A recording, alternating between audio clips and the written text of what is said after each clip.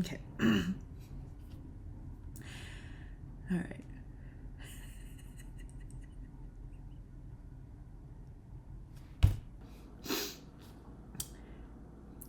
Hey guys, welcome back to my channel. My name is Summer, and today we're not going to be talking about anything popular, trending, any sort of topic that anybody cares about. No, today we're going to be talking about the 2008 made-for-TV Stalker movie, You Belong to Me.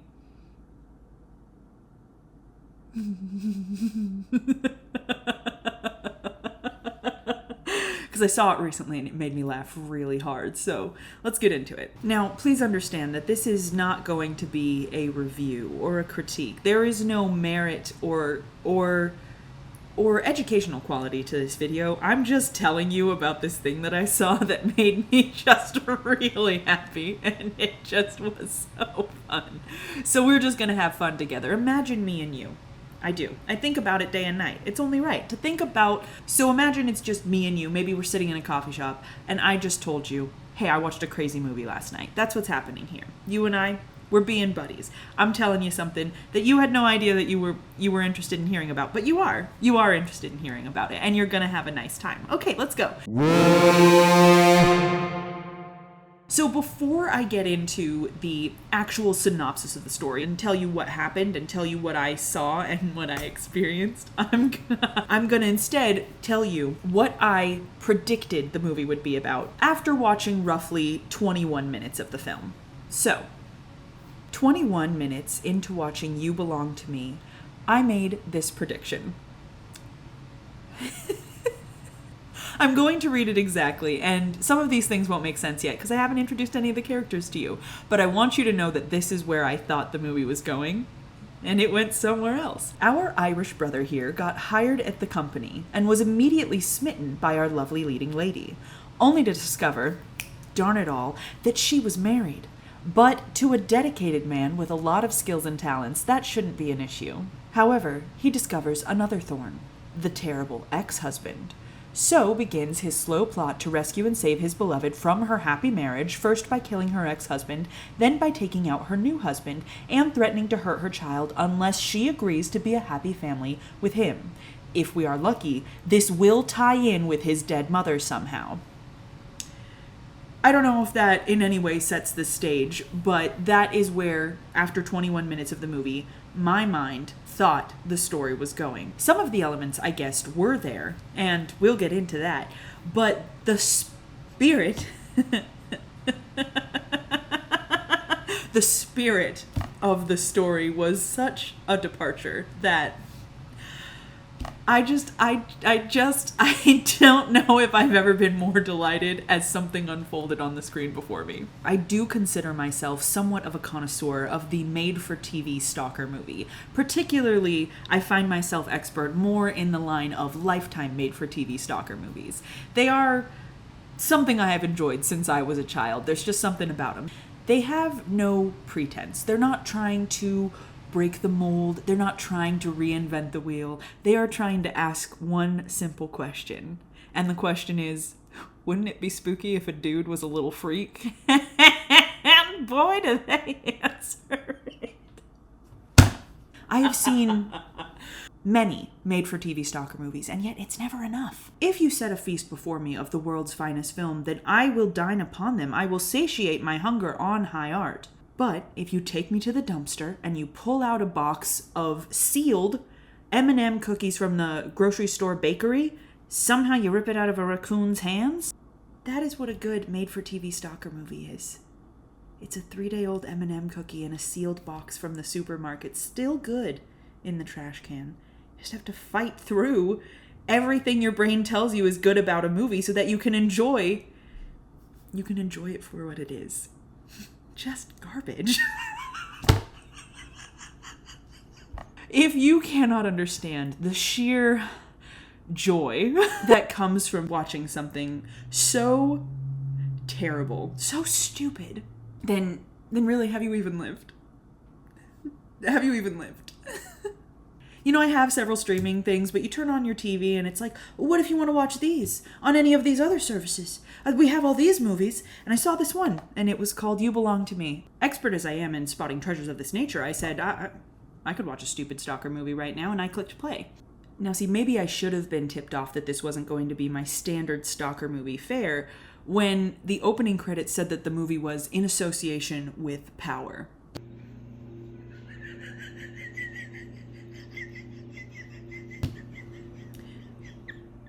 Just power. Just power. Just the raw concept of power is what this movie was in association with. And actually, pause. Let me see. Let me Google, because I haven't yet, because it's not important, because this movie is so Power TV channel. What channel is Power Force on? In association with Power. There's nothing here. Let me go to the IMDb. I don't even know what channel it ever played on. Like, I think this just sprang out of nowhere. Okay, I think it is Lifetime. Okay, yes, okay. It doesn't say in association with Lifetime Movie Network. It says in association with Power, and I think that should have just tipped me off that we were in for a ride. We meet a woman. At first her name escaped me, but I eventually remembered it was Alex. She's a mother to a young boy, lover to a handsome man, and unsuspecting prey to a man lurking in the shadows of her home. We start with the classics.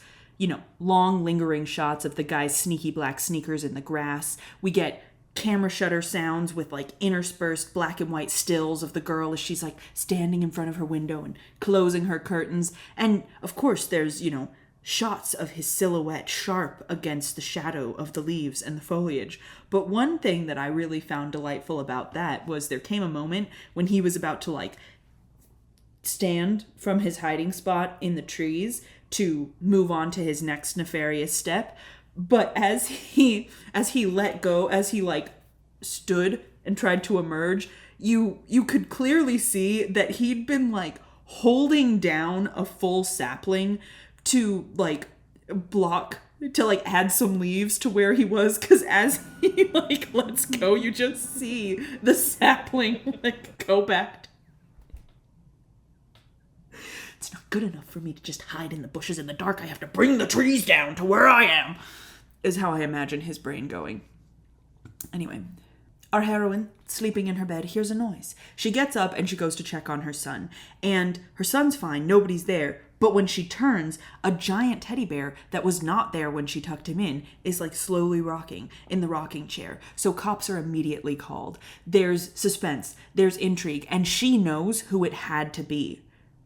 Her horrible ex-husband, Julian, a writer who already once tried to kidnap her son and take him away to Argentina. He himself has a restraining order because he just hates her and he doesn't want her to be happy. And so the cops are kind of like, okay, I guess maybe it's your ex-husband who you divorced because of the abuse, and also you have a restraining order against him, but sure, that seems like maybe it could be what's going on here, and nobody believes her and they're not going to help her. But even this new threat, the worry that her husband Julian may be circling back and trying to kidnap her son a second time, is not enough to keep our career-driven heroine from going to work the next day. You want to know why? She has a big business trip. She is about to fly out with her boss to sign a very big important author, and this is a deal she has been working for, so she's not going to let anything take over that. So her husband, who's not her husband, it's a dude who's her boyfriend. So that was one thing I got wrong in the prediction. I misread the situation. They're just dating. Her boyfriend is going to keep an eye on her son, and he's like, don't worry, babe. Everybody's going to be safe with me. I will not let anything happen. And she said, you know what? That's all I need. I don't care that my ex-husband is maybe possibly trying to sneak his way back into my life and may try to abscond with my child back to Argentina a second time. I am going to New York City with my boss. But alas, several strange things happen when she gets to the office. Thing number one, she runs into her best friend, Diane or Deborah, something along those lines, and Diane or Deborah is like, hey, meet one of our new authors. And she shakes the lady's hand, and the lady goes, because she's a psychic. Now, that should have tipped me off, honestly, a little bit into what maybe will happen later in the film. But I just thought, wacky, they threw a psychic in here, and the bad vibes are clearly because we're watching a Stalker movie, and someone already established is after Our Lady, so she must sense the dark presence, right? She just senses that the vibes are off. I thought that was it. I thought it was a one-off with the lady psychic.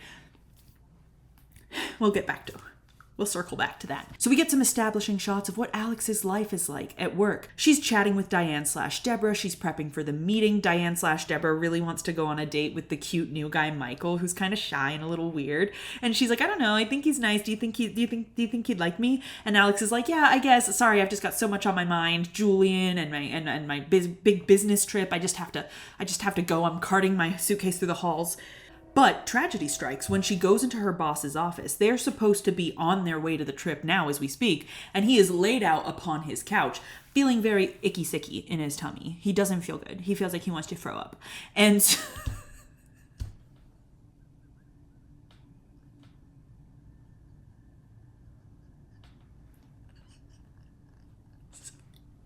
that just came off the dome. Whew.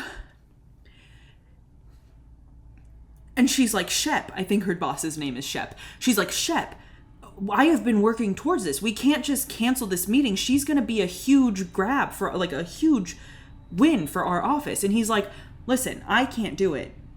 But that doesn't mean you can't. I want you to go without me, kid. She's feeling great. She's feeling like someone's finally trusting her to do her job at work.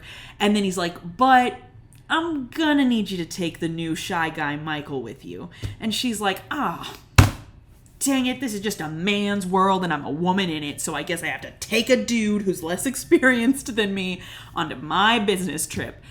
So she goes back to her office and she finds there the world's longest...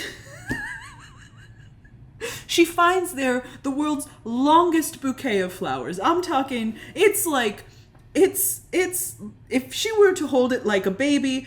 This would be the bouquet, and the stems itself would extend. It's like a yardstick made of floral arrangements. Handsome shy guy Michael comes in the office and he goes, "Oh, those are for luck." And she's like, "Thank you. How did you know I liked Casablancas?" I guess that's what the lilies. They're lilies. They're these magnificently long flowers are lilies, and apparently they're called Casablancas. Here's looking at you, kid. And she's like, "Oh, thank you." Not fazed at all that some guy she doesn't know got her flowers. I don't know. Me personally, I'd be like, what are we? What does this mean? So they go to the business meeting, and she's trying to get this woman to agree. And this lady author in New York City is not a fan of this deal. She's like, I like your publishing company, but I just think it's too much work. You're in Seattle, we're in New York. I write longhand with pens, and when they're like, there's phone and email, she's like, oh, too much, too difficult. My husband's dead, I write with pen, I just don't know if it's gonna work.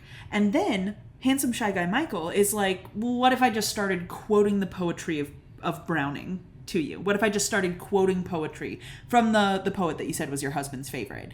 And the old lady's like, hold on, say more things to me. So Alex jumps in and she starts also quoting the poem. So she like picks up where he left off, and they're like, we're working together and it's working well. And so the lady's like, you know what? You got me. I'm gonna sign. So it's a big win for them, and they go to dinner to celebrate. And while they're at dinner, a lady waitress whose only job apparently is to take photos of these people because the restaurant's just so fancy, and she's like, do you guys want a picture? And our girl Alex is like, no thank you. But then Michael's like, what if we did just get a picture? So they take a picture, and the lady's like, it'll be ready soon. They eat dinner, they chat, they're having, it's a little bit awkward at first, they don't know each other well, but they start to bond, they start to laugh, they're drinking champagne, everything's going great. And Michael ends up showing off the medallion he wears under his shirt at all times. And yes, I say medallion and I mean medallion because when he pulls it out from under his shirt, he calls it a medallion. It's a claddagh ring, like the hands holding the heart from... You know what I'm talking about. So he wears this claddagh medallion that was given to him by his dead Irish mother at all times. And this will come into play later. And then dinner's done. And when they get outside, they're like, thanks Shep for the very expensive meal and go us. But as they're hailing a cab and Michael says, oh, give me a second, I just gotta go over here, she sees someone across the street. And that someone looks a lot like her no-good ex-husband, Julian. So she runs across the street and she's like, Julian! And then the guy's like, what? And it's not Julian. And she's like, oh, I'm sorry. I thought you were someone else. And he goes, I'm glad I'm not. I'm glad I'm not. He's clearly flirting with her. And I'm like, this woman just came shrieking out of nowhere, out of the shadows at you like a harpy. And you're like, real glad I'm not, Julian. And how are you? Anyway, Michael comes across the street and is like, whoa, what's going on? And she's like, I'm so sorry. I thought it was my ex. She kind of explains what's going on. And he is holding a bouquet of lilies. He got her more flowers. So he just got her another bouquet of flowers. She's like, thank you, this is so nice. They get back to the hotel room. Her boyfriend calls and she's like, sorry, I gotta take this. And then he's like, oh, no worries. And they go and she's like, I'm having such a good time, Chris. And Chris is like, I'm your boyfriend and I'm really hot. And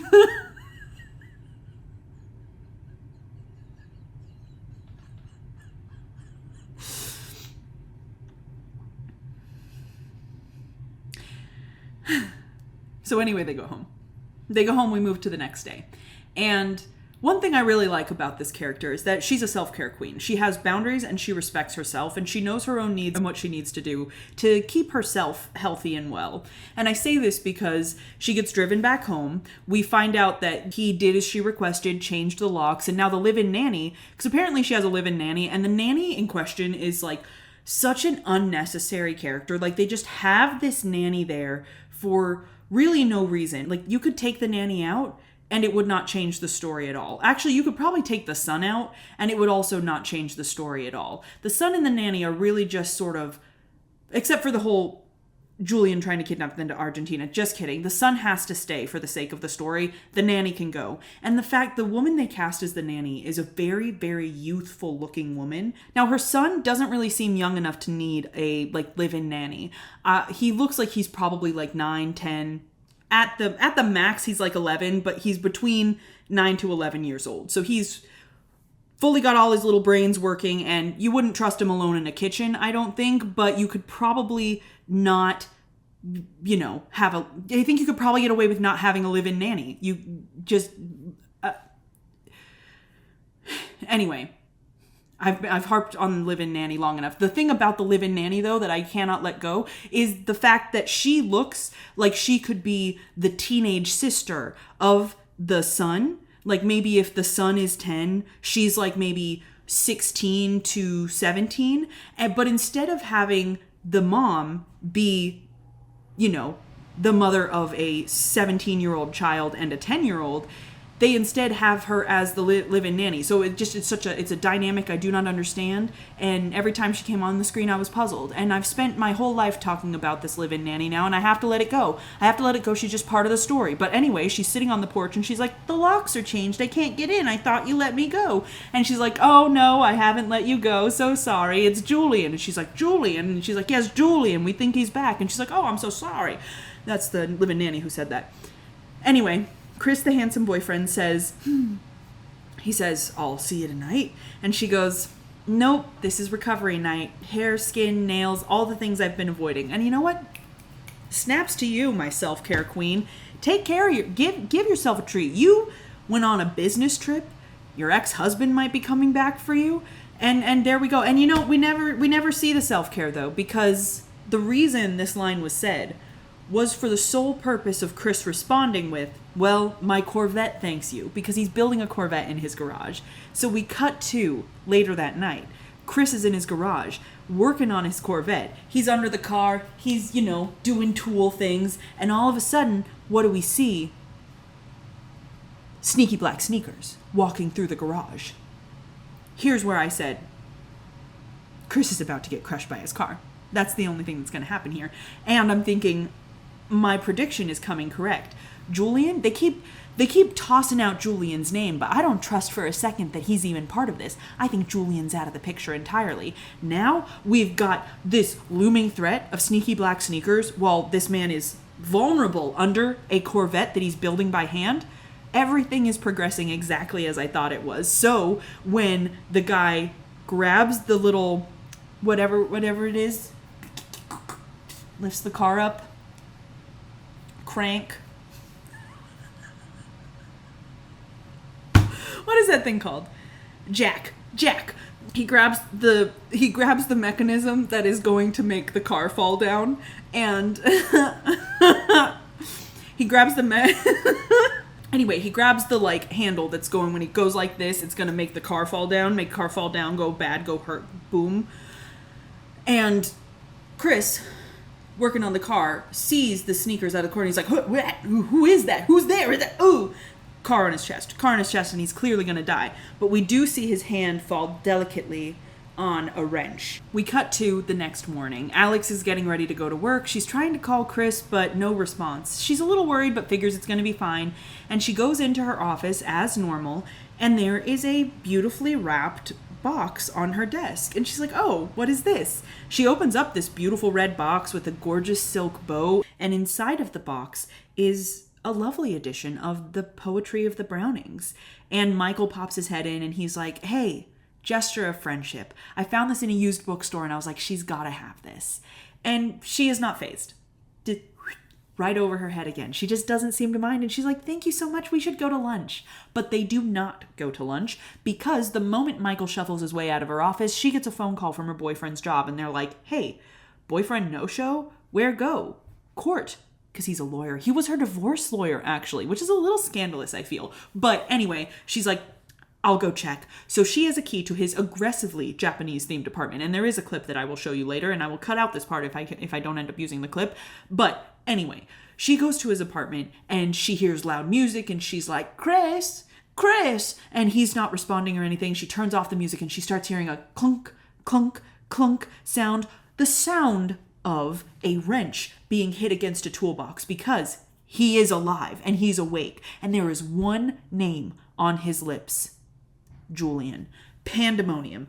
Cops are called, detectives. She's angry because they didn't believe her the first time, and she's like, I want a protective detail on my house. And they're like, you know what, lady, we will. But that protective detail does nothing. Stops no one. That does not stop the sneaky pair of black sneakers from sneaking inside and doing what all good stalkers do in movies of this nature, namely lightly running shaking hands over all of her belongings and then hiding in her closet when she gets home. She hits the button on her answering machine, and there are 2 messages from Michael. The first is like, hey, thought we were going to have lunch. But she's like, darn, my new friend Michael, I accidentally stood him up. But not to worry, because her good new friend Michael calls back and says, hey, I just spoke to Deborah or Debbie or Diane or some other woman in the office, and they told me what was going on with Chris. I'm so sorry. If you have the book that I gave you as a token of friendship, the book that I just bought you for no reason unprompted with you at this time, you should turn to page 147 and read that poem, because I think it will help you feel better in this situation where your boyfriend was just crushed by a Corvette. I didn't say that. I didn't say crushed by a Corvette, because where would I have those details? Anyway, read the poem. Bye. She flips open to this poem, and the poem is the How Do I Love Thee? Let Me Count the Ways. And I just have to ask, first, if her new good friend Michael was just a new good friend, why that poem?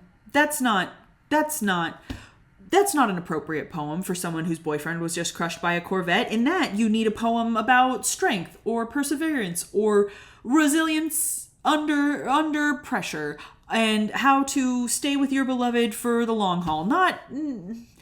And again, this doesn't faze her. She goes,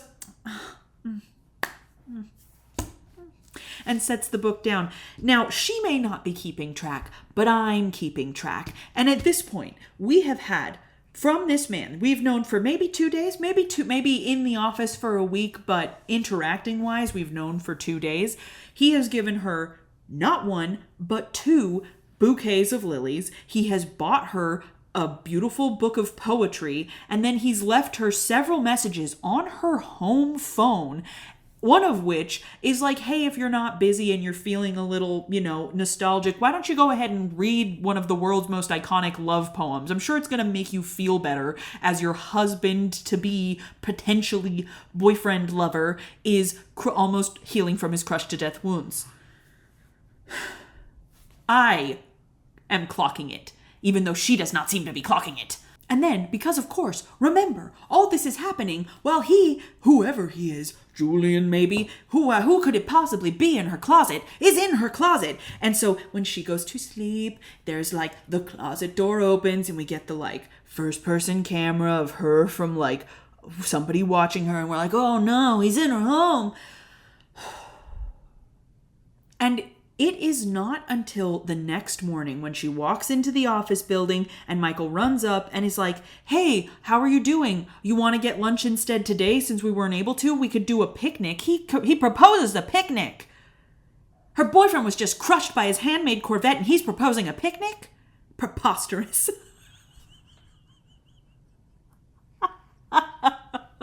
And the picnic in itself is not what phases her. The picnic in the middle of the workday from a man she's barely met, who's already told her to read a love poem, given her a book of love poems, and 2 bouquets, says, do you want to have a daytime picnic with me?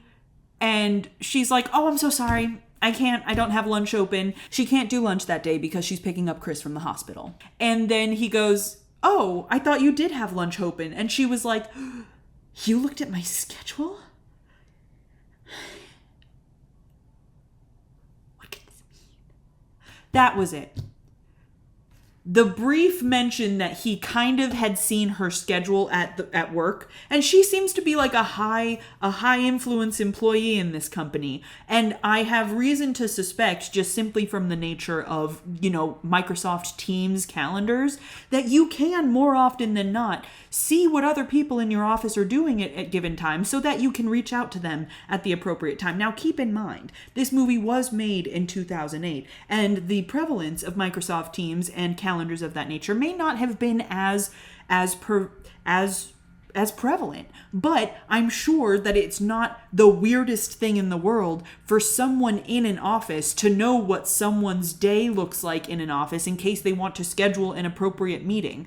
And the reason I'm harping on this is because he says, oh, I accidentally saw your calendar when I was talking to Diane or Deborah or your assistant or whoever I was talking to. And she's like, oh, okay. But now she's got this seed of doubt. Now, it wasn't the first bouquet of Casablanca lilies from someone she's never met. It wasn't the second bouquet of lilies given to her after a slightly romantic dinner when he explained why he wears a Claddagh medallion from his dead Irish mother. It wasn't the book of poetry given to her by a man she met 2 days ago. It wasn't the 2 voicemails on her home phone, one of which telling her to read the world's best-known love poem to make her feel better about her boyfriend's Corvette incident. No, it was the fact that he maybe sort of lightly glanced at her calendar and knew that she possibly had lunch open that day. She's an idiot. She's a beautiful fool. I'm so sorry. There are things you need to take account into your brain, and I just can't believe that she didn't do. I can't believe she didn't do the math that was there. The equations, the sums, the numbers, they were all written, and she just wasn't doing the math. And sure, yes, him knowing that her lunch was open and being challenging her on it is one weird thing in a pile of weird things. But I take issue with the fact that was the weird thing that tipped her off. So she makes it to her office and she sees another bouquet of lilies. And finally, 1 + 1 is equaling 2 in this woman's mind. And she's starting to realize that maybe handsome, shy guy, new guy, Michael, is not just trying to be her friend, that maybe he has romantic intentions toward her. She comes into her office and Michael is there and he has a box in his hand, a jewelry box. And she's like, dude, I can't take any more gifts. And he's like, please just look at it. Please just look. So she takes it and she looks at it and it's his dead Irish mother's Claddagh medallion that he wears under his shirt at all times, probably still warm from the heat of his skin. And she's like, I cannot accept this. I can't accept this. It's too much. And he's like, please accept it. And she's like, take it away. And she's talking it out with Deborah/Diane. And Deborah/Diane is like, darn it, no wonder he wasn't interested in me. He was interested in you. And Alex is like, I'm feeling kind of uncomfortable with this situation. I feel like he doesn't seem to understand that I have a very dedicated boyfriend and I'm in this serious relationship. And her friend, Deborah/Diane, is like, maybe you should talk to Shep about this. And she's like, I guess maybe you're right. So she goes in to talk to Shep in the office, and we get a nice little insert shot of a mysterious gloved hand. We don't get to see the sneaky sneaks, but I'm dollars to donuts. That hand belongs to those sneakers. And it reaches in, gloved of course to prevent fingerprints, grabs her phone. For what purpose? Nefarious purposes, but that's not for us to know yet. Instead, we cut briefly to boyfriend, who's reading a car manual in the living room of his aggressively Japanese-themed house when it's the cops at the front door, and they want another name because guess what? Get this. Julian, dangerous ex-husband Julian, has been in London for the past 4 months. This is where we have to mark off one of my predictions. I thought Julian was going to be out of the picture entirely, but it turns out Julian is just across international waters, being an author and minding his own business, and not trying to re-kidnap his son and take him to Argentina. In some ways, I'm right. Julian was not involved. In other ways, I'm wrong because Julian is alive. He's just being a bad person somewhere else. So obviously, boyfriend's trying to call Alex to be like, it's not Julian, but she's not picking up. Instead, we see her walking out of her office building, going to her car, which is right there. Like, she's walking out the office. We see her car right there. It's right there. It's right there. She just got to kind of cross the little street and go to her car, which is right there. Instead, as she's about to cross the street to go to her car, which is right there, Michael pulls up and blocks her path. And he's at the curb. And apparently the curb of this building at 7 p.m. is bumping. Big line of traffic. People start honking because Michael's, taking up space. And he's like, hey, I'm so sorry about making you feel uncomfortable. Do you think maybe you could just hop in with me for a second? We could go get coffee. Do you have 30 minutes? And she's like, no, I really don't have 30 minutes. I have to go. Thank you. And at that point, you walk right over there.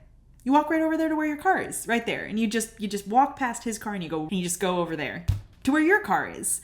The car that you have keys to that you could drive to your home where your child is waiting for you. But instead, she just stands there while he keeps talking and the people start honking more and like, beep, beep, get out of our way. We're trying to get home and you're in front of the curb and we're not in a big parking lot that you could go a different direction if you wanted to. Beep, beep, get out of the way.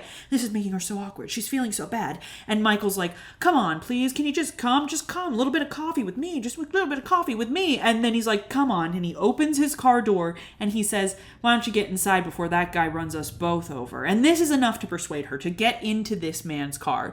She has already taken note, taken stock. She's finally put the numbers together. She's done the calculations and realized that this guy is a little bit weird. And still, she gets into his car for no other reason than someone's kind of honking at them. Has she never seen John Mulaney's comedy special about not going to another location? Has she never taken a self-defense class where they tell you it's better to die in the parking lot than get into the car and go to a secondary location? Why do you get in the car? Not trying to victim blame, but you have a son to go home to and your car was right there. You just walk across the street and it's right there. But instead she got in the car. Oh! Anyway, she gets in the car. And now she's going to a secondary location. And again, I'm tracking with the story. Everything is progressing exactly as it should. Now, was I wrong about some things? Sure. Julian wasn't dead, he just was in London. The villain did try to take out the boyfriend, but the boyfriend survived. But still, the beats are there. The slow increase of the creepy behavior is there. The perilous stakes that her loved ones are getting into is there. And now she's in the car going to a secondary location. Like, the story is reaching its climax. This is where the movie answers, wouldn't it be spooky if a guy was just a little freak? We're in the middle of the classic Stalker montage and everything is going as it should. He's like, you're so beautiful. And she's like, I have a boyfriend. And he's like, sorry, I made you uncomfortable trying to give you my Deadeye or Schmother's Clotted medallion. I just thought you were pretty and it would look good on you. And she's like, I'm really sorry if I led you on. I do have a boyfriend and I'm sorry if that hurts your feelings, but I gotta go home. And he's like, he's not good for you. And she's like, where are you taking me? And he's like, you're gonna love this place, as he drives her deep into the woods. Guys be like, I know a place, and then they take you to a cliffside crevasse, am I right? Anyway, big showdown. She tries to pull out her phone to make a phone call, and he's like, you're gonna need this. And he's holding her battery, and he's like, let's go out and look at the cliff. And so she tries to lock him out of the car, and he's like, why are you locking the door? And then he gets her out, and he's dragging her toward the cliff, and I'm like, oh man, we're at a cliff. He's like yelling things, and he's like, I love you. We're meant to be together. He's like, you're killing me because I love you so much. I won't die without you. And I'm like, wait a second. That's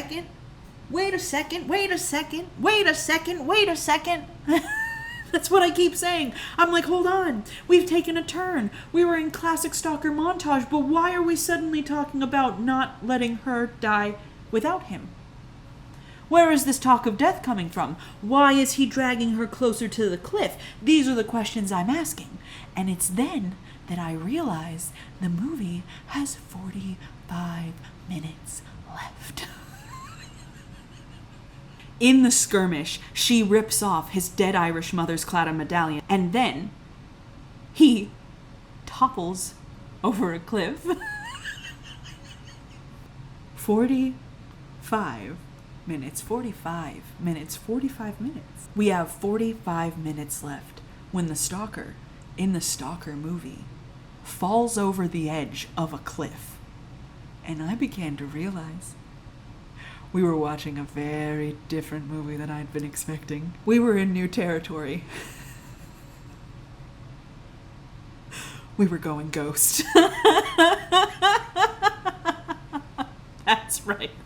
45 minutes into this made-for-TV Stalker movie, and our main antagonist is dead. And that means there is only one solution. And that solution is... And that means there is only one answer to the question, wouldn't it be spooky if a guy was a little freak? And that is yes. But wouldn't it be spookier if that little freak was a ghost?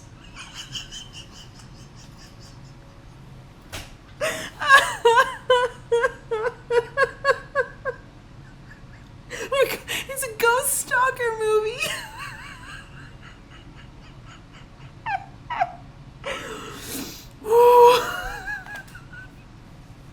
And at this point, I just started to lose it, and I realized I was in for the ride of my life. I was just having the time of my life. I just started laughing at basically everything that was happening on screen. And honestly, the twist was the movie's saving grace, because there is a delicate balance that needs to be kept in these made-for-TV Stalker movies. Now, one side of this balance is that you need enough shots of the guy being cartoonishly creepy. But in addition to the cartoonishly creepy behavior, you also need the buildup. You need the backstory. You need the feeling that this has been going on for too long. The suspense of it. And this movie was not doing great with that. It was trying too hard to balance the twist of Julian being this red herring, that it had the... And here's Michael. He's a new guy at the office, and he's doing all this stuff now. And it just leaves you asking, like, where's this coming from? You don't even know her well enough to know if you want to stalk her for the rest of her life. Like, why are you suddenly like, we're in love and we should be together? You've known her 2 days. Like, give it at least a week, my brother. Like, give it at least 2 weeks, really. Like, let yourself simmer in this weird stew of, like, uncertain yearning before you start acting like a full-on weirdo, okay? Like, it just too much too soon. It's barely believable. Like, come on.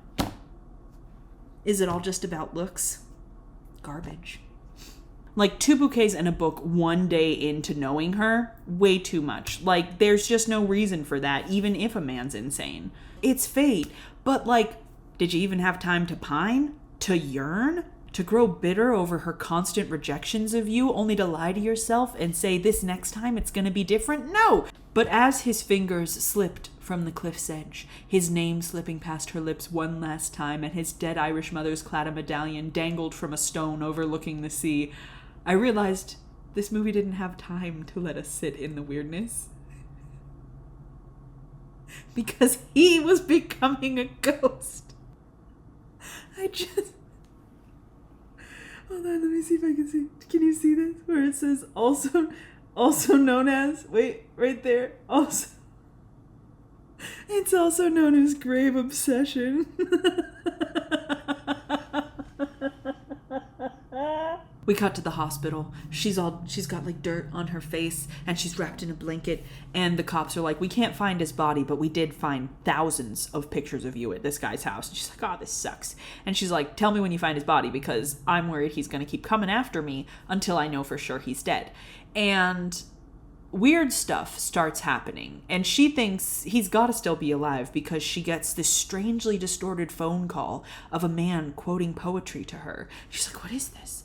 And then as she's in her bedroom, the book of poetry he gave her flies onto the ground and lands open with the picture of the two of them on top of it. She picks it up, and the poem is something about never escaping because of who you are and who I am, or something like that. And you know what, actually, credit where credit is due, I think the through line of the poetry is a neat way to tie all of this in. Props. I thought that was a neat part. I thought that was cool. I thought that was a good through line and excellent choice of poetry to be creepy and also fitting for the themes. Anyway, things start to pick up pretty quick here. You know, classic haunting. We're talking weird bad dreams. Vases getting thrown across the rooms.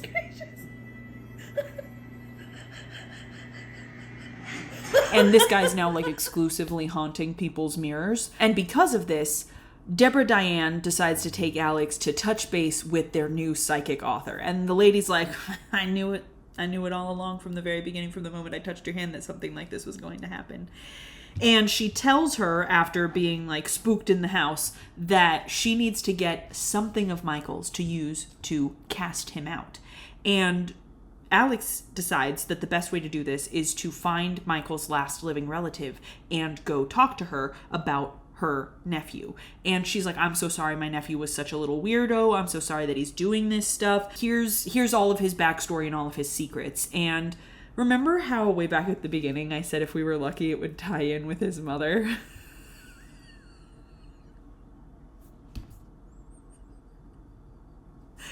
Well, guess what? His mom had been in an abusive relationship. That is similarity number 1. His mom loved lilies. That is similarity number 2. Number 3, Alex just looks exactly like his dead mom. And so there we are. There are the details, and that's how it ties in. And it does no one any good to think about it because it's just weird. It's just weird. So she gets a medallion from Michael's aunt. And this is a different medallion. It is not his dead Irish mother's claddagh medallion that, for all we know, is still dangling from a stone on the cliffside above the sea where we last saw it. And the psychic's like, I guess this'll work. I guess this'll have to do.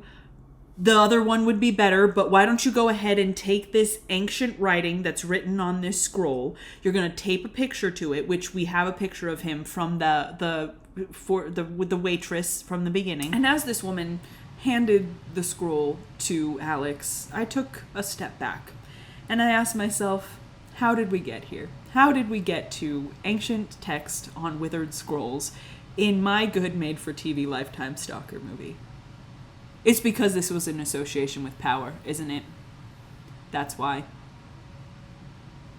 All this unholy stuff because it was in association with power. Oh, I forgot to mention that the cliffside crevasse, is the same one that his mother threw herself off back when he was a boy. Is the same one Michael's mother threw herself off back when he was a boy. So it's all very full circle. It all has to happen. So the psychic is like, I want you to take this ancient scroll and tape a picture of Michael to it. It's nice that the psychic just happens to have this on her. And it's also nice that Alex just happens to have a picture of Michael from that, back at the restaurant. Real nice that they happened to get that photo. She's gonna tape it on there. She's gonna wrap the medallion around. She's gonna light it on fire when she sees him. And she's gonna say, get out in the name of all that's pure. And she's not supposed to break eye contact with him, because if she does, he'll possess her. And she shouldn't bring anybody with her because he'll just hurt anyone who's there since he wants her and nobody else. So these are the stakes. And she goes home, she grabs her gear, she runs into boyfriend. Boyfriend is like, I'm coming with you. And she's like, you can't come with me. And he's like, I'm coming with you. And she's like, fine. And that's when she realizes that her son and her live-in nanny are in the woods near the cliff's edge. So she's like, we have to get there, and we have to get there now. Boyfriend's like, okay, I don't know if I believe you, but I guess we'll go. And she sees Michael in the rearview mirror at one point, and they're driving, and she gets out to the cliffs. Oh, I don't think I mentioned why the live-in nanny and her son were in the woods near the cliffs. It's because at one point her son was talking to the mirror in Deborah Diane's house where they had fled to for safety. But because he's haunting Alex and he's not haunting the house, he can go wherever she goes, I suppose. But he was in the mirror of the bedroom. One has to assume. We don't see him, but we see the son speaking to someone in his bedroom. And when Deborah Diane goes to look and see what the son was looking at, it's just a mirror. What could it mean? But anyway, the nanny took the son to the woods because his mirror friend had told him that he knew a place in the woods where the kid could go find snails, because the kid has this plastic box with like an animal inside that I think is supposed to be a snail, and or like eats snails, and he's just obsessed with snails. And so the nanny, the live-in nanny, who really does not like the son and the live-in nanny, honestly, aside from the whole Julian red herring thing, have no purpose in this story. And they like their purpose ends like 20 minutes into this movie, because I haven't even seen him for like eight years at this point. Anyway, she's like, yeah, let's go to the wood and look for snails. I think it's cool that your friend told us about this. And then while they're walking around, she's like, by the way, who's your friend? And he's like, Michael, the man in the mirror. And the nurse is like, we gotta get out of here. And then somehow Michael makes a tree fall in front of her, and then she trips. It's a sapling,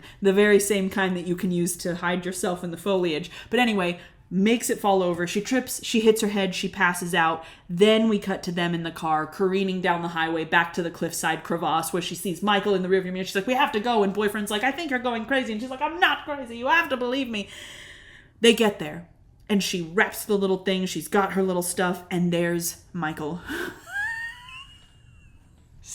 standing on the cliff's edge in his brown velvet blazer. I don't think I told you, this whole time he's wearing a brown velvet blazer. Like, that's what he died in, so he's just wearing that for eternity, I suppose. And she lights the scroll. She starts talking about getting cast out in the name of all that's pure, but then from behind her, she hears the voice of her son as he runs into the clearing, and he's like, Mama, Mama. And like Orpheus with Eurydice, she turns and she looks at her son, and nothing happens. The whole, like, he'll possess you if you look away does not take place. He just kind of, like, jump scares to be where she's looking. And anyway, there's, a lot of running, much tossing down of burning scrolls. She's running for the cliff's edge to try and see, because she knows where his dead Irish mother's claddagh medallion is dangling, because she saw it after he slipped off the cliff saying, Alex.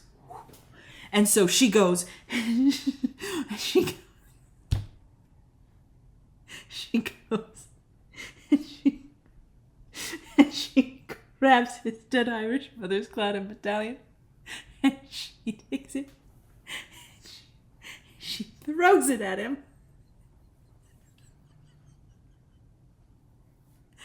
And he catches it. And we get a quick flash of all the things they've experienced together. And then he turns into a beam of light.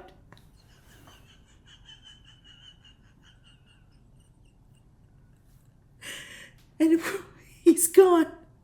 And everything's better. And Alex tells her son, I'm gonna marry Chris. And the nanny is also there. I just can't.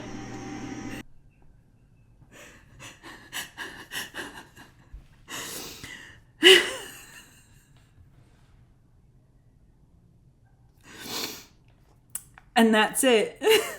And that's it. That's the movie.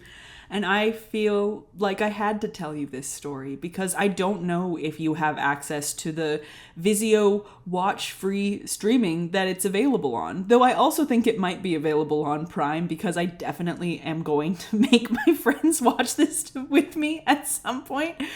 But who knows if you have access to either of those. And to rescue this gem of a film, to record it here for posterity in all its brilliance and all of its exquisite, stunning glory, I had to tell you everything that happened in it.